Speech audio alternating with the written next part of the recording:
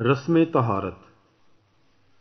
اور جب موسیٰ کی شریعت کے موافق ان کی طہارت کے دن پورے ہو گئے تو وہ اسے یروشلم میں لائے تاکہ اسے خداوند کے آگے حاضر کریں، جیسا کہ خداوند کی شریعت میں لکھا ہے کہ ہر ایک پلوٹھا بچہ خداوند کے لیے مخصوص ٹھہرے گا، اور ذبیحہ لائیں، یعنی قمریوں کا ایک جوڑا یا کبوتر کے 2 بچے، جیسا خداوند کی شریعت میں لکھا ہے۔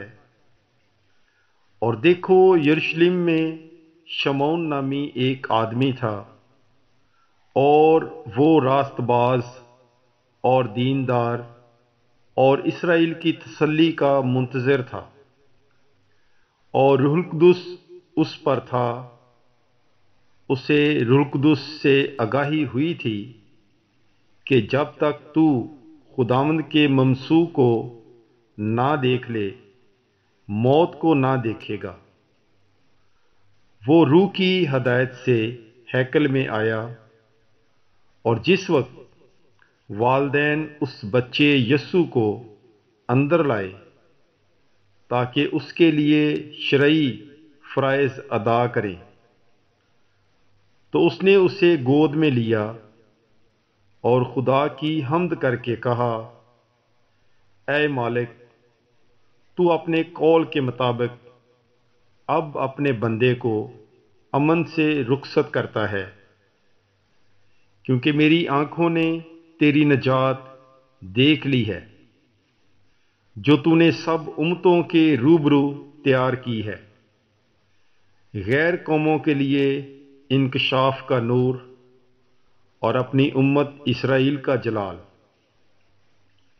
اور اس کا باپ اور اس کی ماں ان باتوں پر تعجب کرتے تھے جو اس کے حق میں کہی جاتی تھیں۔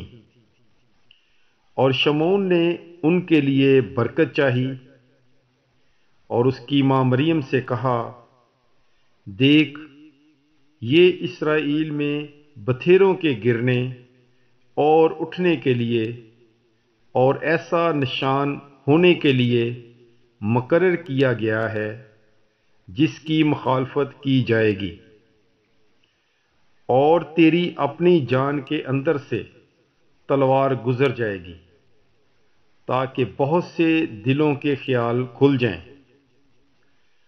اور عشیر کے قبیلہ میں سے حنا بنت فنویل ایک نبیہ تھی، وہ بہت عمر رسیدہ تھی، اور وہ اپنے کنوار پن کے بعد 7 برس تک شوہر کے ساتھ رہی۔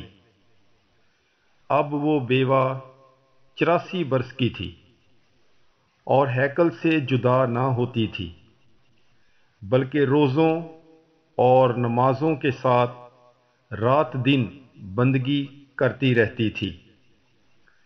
اور اس نے بھی اسی گھڑی پاس آ کر خداوند کی حمد کی، اور اس کی بابت ان سب سے باتیں کیں جو یروشلم کی رہائی کے منتظر تھے۔ اور جب وہ خداوند کی شریعت کے مطابق سب کچھ کر چکے تو جلیل میں اپنے شہر ناصرت کو لوٹ گئے۔ اور وہ بچہ بڑھتا اور مضبوط ہوتا گیا، اور حکمت سے معمور تھا، اور خدا کا فضل اس پر تھا۔ پاک کلام کے پڑھے اور سنے جانے پر خداوند کی برکت ہو۔ خدا کا شکر ہو۔ مقدس لوکا کی انجیل، اس کا 2 باب 22 آیت سے لے کر 40 آیت تک۔ God bless you. Bible is life.